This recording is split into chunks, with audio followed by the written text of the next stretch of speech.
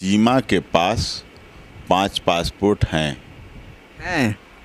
सीमा के पास 5 पासपोर्ट हैं, 4 उसके बच्चियों के और 1 उसका, 5 पासपोर्ट हो गए। अंदाजे बयां है।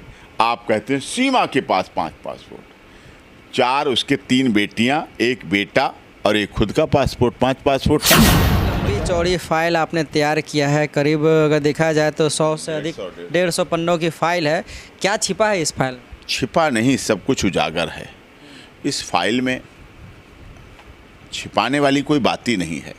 पब्लिक डोमेन में पहुंच गई फाइल है, देश के महामहिम राष्ट्रपति को पहुंच गई, मीडिया हाउसेस में पहुंच गई, बहुत चर्चा शुरू हो गई है। मर्सी पिटीशन है सीमा मीना की, एफिडेविट है, बहुत लंबी है।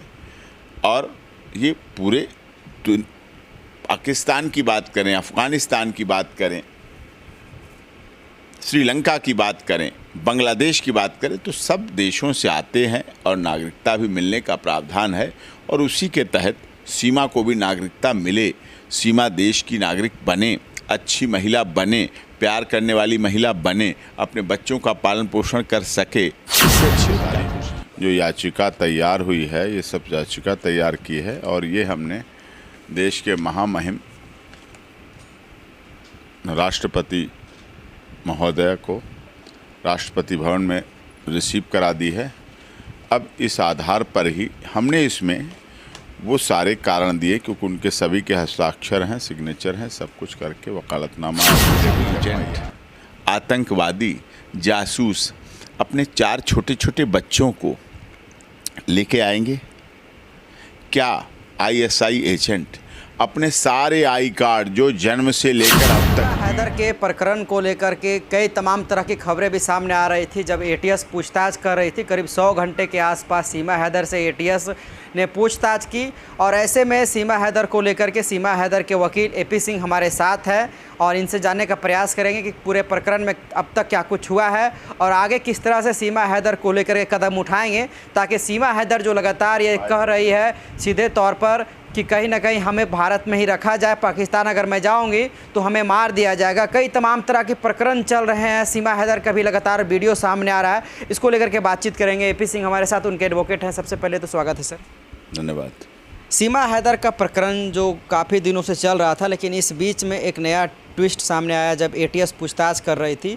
कई तमाम तरह का मीडिया में खबर चलने लगा कि इस सीमा हैदर जासूस है, इस तरह की। अब पूरे इस केस को देख रहे हैं। आज उनके पिताजी ने, उनके जो ससुर है, उन्होंने मुलाकात भी आपसे किया है। तमाम चीज़ें कैसे चल रही है? नहीं, वो तो 4-5 दिन से लगातार मुलाकात कर रहे थे, तभी ये सारी जो याचिका तैयार हुई है, ये सब याचिका तैयार की है। और ये हमने देश के महामहिम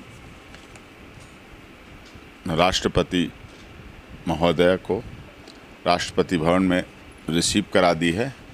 अब इस आधार पर ही हमने इसमें वो सारे कारण दिए, क्योंकि उनके सभी के हस्ताक्षर हैं, सिग्नेचर हैं, सब कुछ करके वकालतनामा, एफिडेविट, एफआईआर और फोटोग्राफ भी हमने इसमें लगाए हैं।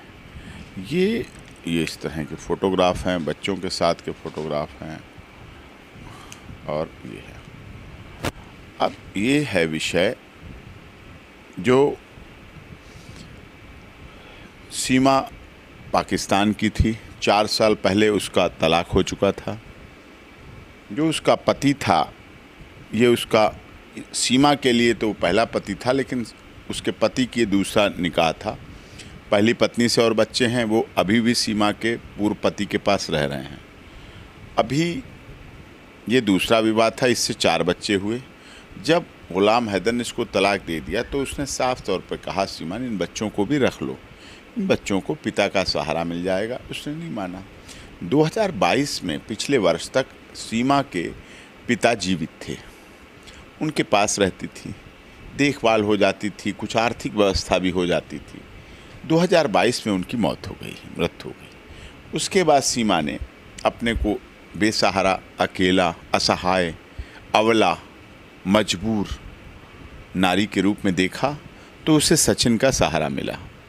सचिन से पबजी के द्वारा दोस्ती हुई, फिर वो दोस्ती आगे बढ़ी और सीमा पाकिस्तान से दुबई के रास्ते नेपाल पहुंची। नेपाल में क्योंकि वो भारतीय संस्कृति, हिंदू रीति रिवाज से बहुत प्रभावित थी, उससे बहुत जुड़ी हुई थी।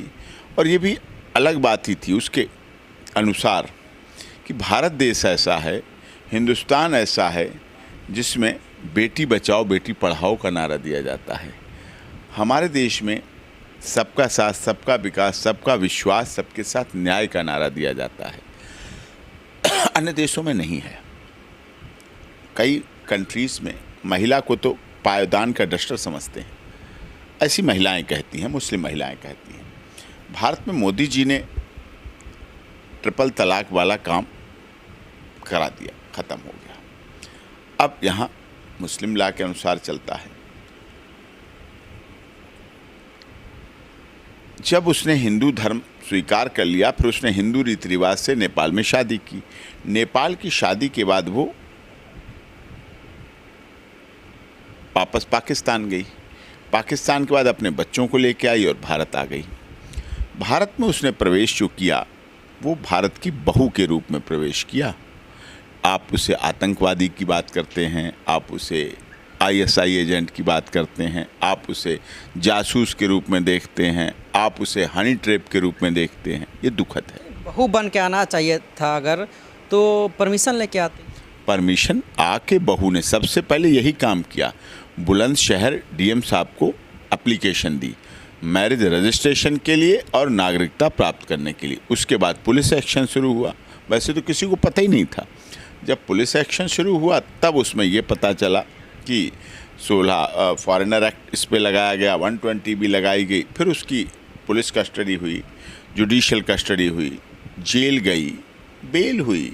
अंडरवर्ल्ड ट्राई कोर्ट ने बेल दिया। बेल की शर्तों को मान रही है, अपने घर में रह रही है, अपने ससुराल में रह रही है, और जब भी बुलाया जाता है तो पूछताछ में भाग लेती है, एटीएस के द्वारा भाग लेती है। अब आपने ही मुताबिक 100 घंटे तक लगभग सीमा से पूछताछ हो चुकी है। क्या वो आतंकवादी निकली? मीडिया में तो खबरें चल रहा था कि कई तरह की कोडवर्ड का इस्तेमाल किया गया। किस बात का कोडवर्ड का इस्तेमाल किया गया? मेरी समझ में नहीं आता है। खबरें चल रही थी। क्या आईएसआई एजेंट, आतंकवादी, जासूस अपने 4 छोटे छोटे बच्चों को लेके आएंगे? क्या आईएसआई एजेंट अपने सारे आई कार्ड जो जन्म से लेकर अब तक वीडियो, फोटो, आई कार्ड, कागज, बैंक, टेकना, ये वो सब कुछ लेके आएगी? अगर उसे आईएसआई एजेंट बनना था तो वो सचिन को क्यों, बड़े टॉप लेवल के अधिकारियों को फंसाती, उनके साथ रहती, उनके साथ जुड़ती? उसने ऐसा नहीं किया। आप आरोप लगाते हैं वो साड़ी क्यों अच्छी पहनती है, वो बिंदी क्यों लगाती है अच्छी, मांग का सिंदूर क्यों अच्छा भरती है, वो तो बिछुआ, वो तो चूड़ी, वो तो मंगलसूत्र पहन के रहती है। साहब, जब हिंदू संस्कृति में उसने शादी की तो ये तो सब अब वो करेगी। अब आपको परेशानी होती है। आपकी एक परेशानी होती है, वो 5वीं पास बताती है अपने को, इंग्लिश भी बोलती है, हिंदी बहुत अच्छी बोलती है। अरे भाई, हिंदी तो पूरी दुनिया की भाषा है, हिंदी पूरी दुनिया में बोली जाती है। अगर वो भी बोली जाती तो क्या हो गया, बलूचिस्तान की भाषा है। तो इस तरह से ये सिस्टम है। और बलूचिस्तान तो भारत का है, पाक ऑक्युपाइड कश्मीर का हिस्सा है।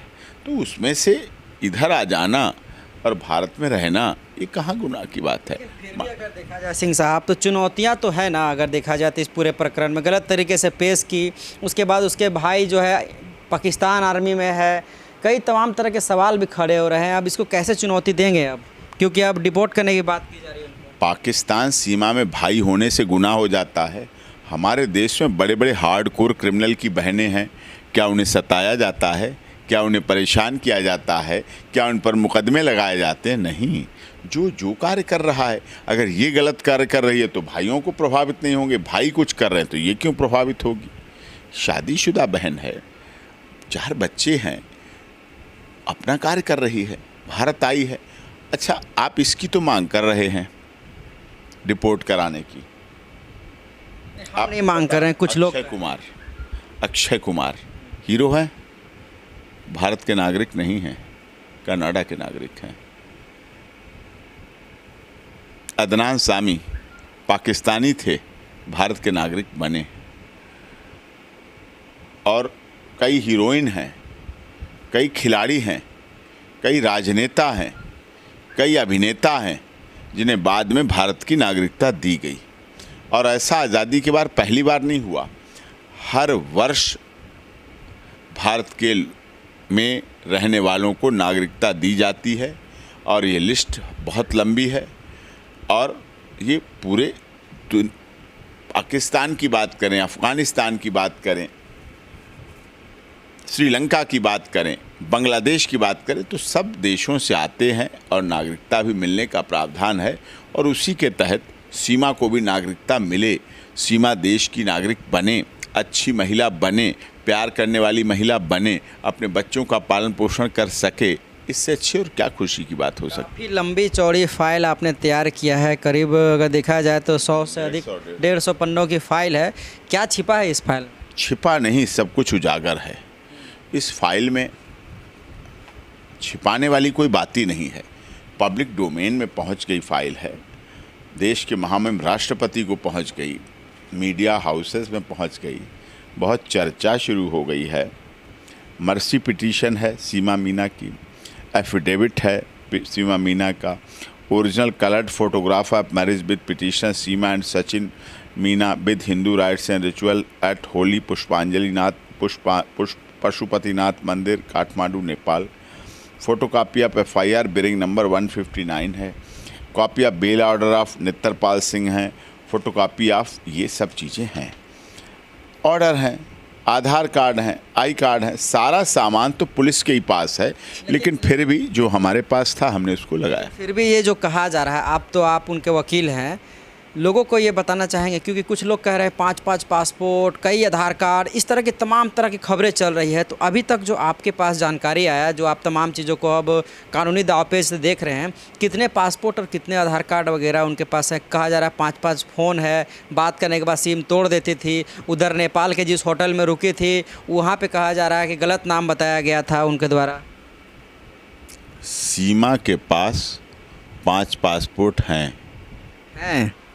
सीमा के पास 5 पासपोर्ट हैं, 4 उसके बच्चियों के और 1 उसका, 5 पासपोर्ट हो गए।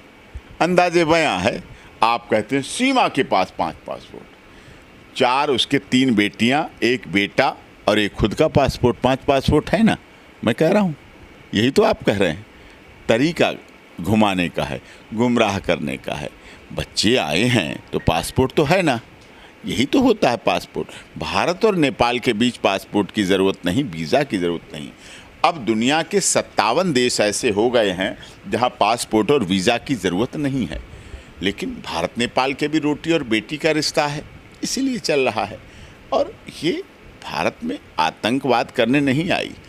जब सीमा पार से गोली आती थी तब तो लोगों को इतनी परेशानी नहीं होती थी। अब डोली आई है तो लोगों को गोली से भी ज़्यादा परेशानी हो रही है।